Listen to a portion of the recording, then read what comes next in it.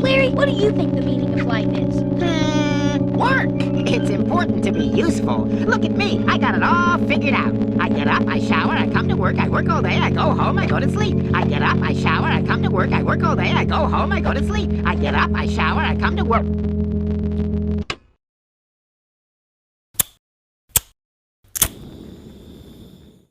Each and every one of us will come to a point and ask ourselves life's biggest questions. Why are we here? Where do we come from? Where are we going? If we listen to the institutions that we've been brought up in, where do we come from? Science suggests that the universe originated from the Big Bang. At the start of the Big Bang, the universe began as an extremely hot and dense singularity that rapidly expanded. In other words, we come from nothing. Where are we going? Science suggests that the end of the universe is the heat death, where the universe continues to expand, leading to a state of maximum entropy and no usable energy. In other words, we are going to nothing. Why are we here? We don't know. That's for you to decide. In other words, there is no objective meaning. There is again nothing. We have been brought up in no fundamental truth. Society, the institutions we've been brought up in, and the world have told us to believe in science, believe in the government, to reject religion, to follow your impulses. We are brainwashed into believing that there is no absolute truth and that there is no answer to the question, why? When there is no truth in a world of falsehood, when there is no beauty in an ugly world, when there is no love in a world of violence and hate, when there is no God in a faithless world, it's no wonder that in every room, on every street, in every city, the weeping of the young can be heard, and why it's no wonder that in our youth we seek death. When there's no answer to the question, why? The only freedom seems to be escapism or death. This is precisely why modern society feels so profoundly empty and depressed. The answers it offers, wealth, success, pleasure, and self-made purpose, fail to satisfy the deepest longings of the human heart. We are plagued by the disease of meaninglessness, wandering aimlessly in a nihilistic age. Fyodor Dostoevsky said, "If there is no belief in the immortality of the soul, then all is permissible." In a world where meaning has been stripped away, where the answers to why seem elusive, we are left to navigate a path filled with confusion and emptiness. This vacuum, this profound sense of nothingness, becomes the breeding ground for destructive behaviors. As we search for purpose in a world that has told us there is none, we turn to fleeting pleasures and escapes, things that promise relief from the void, but only deepen the pain. Sex, alcohol, and drugs, the three main common expressions of escapism. They are not just mere indulgences, but the desperate attempts of a generation trying to fill the emptiness left by a lack of truth and meaning. When we deny the truth, we reject the higher purpose we were created for. We replace it with things that can never truly satisfy. This is the tragic irony of a world that seeks to escape emptiness without ever confronting its true cause. In a world lacking love and compassion, our society has sold the virginal purity of women in its relentless pursuit of power and money. If you look at billboards on the highway, watch TV commercials, or browse through magazines at a store, scroll through any social media site, it's painfully clear what the number one product in today's world is sex. Sex doesn't just sell on its own. It's used to sell everything, from cigarettes and alcohol to even dog food. And who is the target of this exploitation? Our mothers, sisters, and daughters. The modern world has degraded the image of a woman into a harlot. In so doing, man has become a whoremonger, while humanity's moral compass sinks deeper into a place of dehumanization. Once virginity was considered a virtue, but in these twisted times, virginity is considered a sign of weakness. How did this happen? How has humanity fallen so far? It is precisely because the image of the divine has been abolished. In place of the divine, mankind has begun to worship the flesh. Through this deterioration, the meaning of love has been slandered. True love derives its meaning from the perfect love revealed by God. When the notion of God is torn from the minds and hearts of mankind, true love is lost. What remains is merely a disguise under which humanity cloaks its carnal lusts. The depth of true love is so foreign to these heartless times that, on the rare occasion it does appear, it is rejected. This is the masochism of love in the nihilist world. We are so scarred and bruised by false love that it becomes difficult to accept deep, unconditional love when it is genuinely offered. This emptiness is a result of a generation raised in broken homes. Love has been undermined by the war that many young people are facing today, the war of divorce. Many of us were raised by single parents or by two parents who had no answers to offer. Children today are abused, neglected, and abandoned. Whether it's through sexual abuse, physical harm, or simply the absence of love, today's children grow up wounded. In their efforts to survive, these wounds become scars. Over time, they adapt to a loveless world. And in that world, sex often becomes a form of violence. Another escape that often goes unnoticed in today's pleasure-driven culture is alcohol. In a world obsessed with instant gratification, alcohol numbs the masses and devastates the lives of the unfortunate. Along with social media, it's one of the most common ways people avoid confronting the deeper questions of life. In our constant flight from self-examination, alcohol becomes an easy refuge. It temporarily fills the empty void with euphoria, distracting people from their inner emptiness. The idea of drinking as both an escape and a social activity has been glamorized and normalized in modern culture. It's become fashionable. People often associate their choice of beer, wine, or liquor with their identity.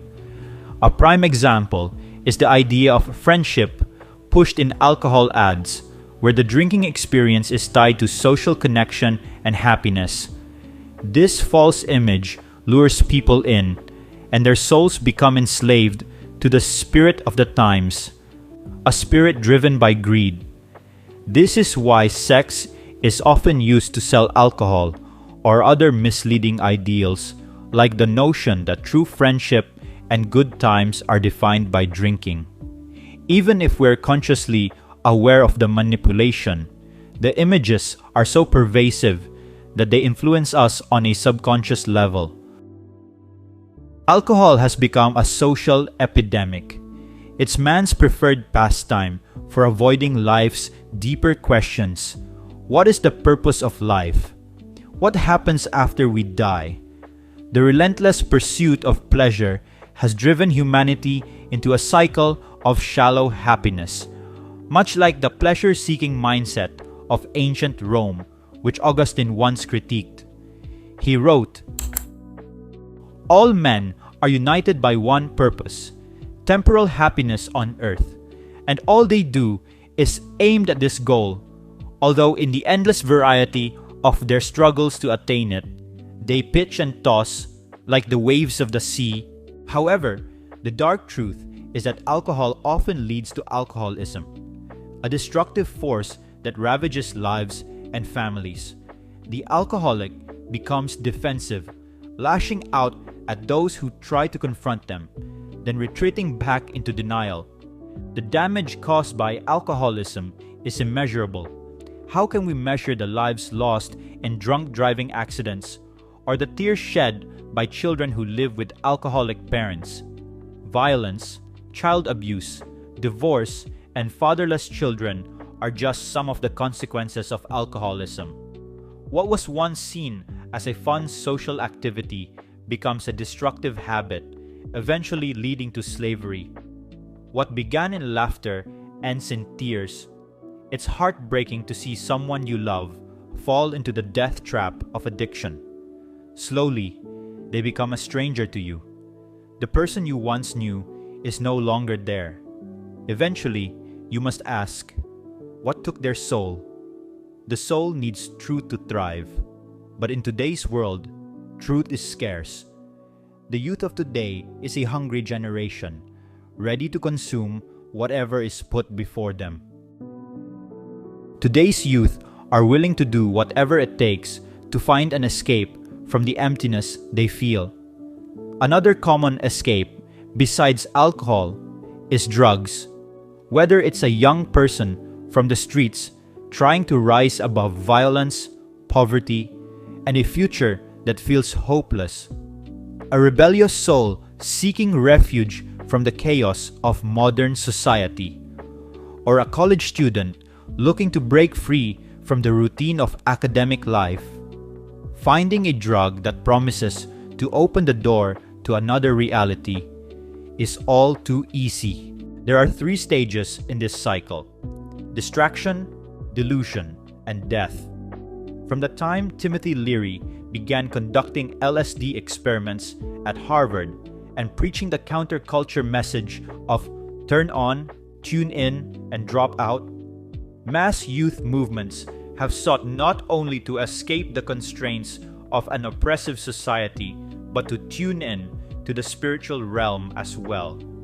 Leary propagated the idea that through LSD, the mind could be lifted beyond conventional thinking into a new realm of consciousness, one that was more perceptive and evolved. He thought that this process would transcend the individual's former, corrupt self, shaped by society, and forge a new, evolved being. The illusion of drug use begins with distraction. The world, once dull and routine, suddenly seems more vibrant and interesting. The user forgets the darkness around them and becomes satisfied with just experiencing something new. But then comes delusion. The user begins to believe the drug is the key to their personal transformation. This leads to dependence, and the user slowly spirals into depression and addiction, ultimately becoming a slave to the drug. Over time, the drug drains all energy and life, or worse, leads to death. This failed attempt to find fulfillment through sex, alcohol, and drugs reflects the larger condition of today's world. 1. Dissatisfaction with the state of things. 2. An inner emptiness. And 3. A lack of meaningful ways to elevate the spirit. Again, I repeat, when there is no answer to the question, why, the only freedom seems to be escapism or death. And when escapism begins to fail, when the sex turns into violence, when the alcohol turns into destruction, when the drug turns into delusion or death, what then are we left with? We are left with a generation that is dying off due to suicide, the last genocide. But what can stop this genocide? What can fulfill the heart of man that in doing so, man ends up in a state of eternal joy, peace, happiness, love, contentment, and all the other beautiful states? The world suggests that to fix this void, you need to create your own purpose. Unfortunately, this has problems. If purpose shifts from one person to another, then it is fleeting. What gives me purpose today may fail to fulfill me tomorrow. Moreover, if we invent our own purpose, it risks colliding with another's, for what fulfills me might undermine someone else. And still, such self-made purposes cannot triumph over death.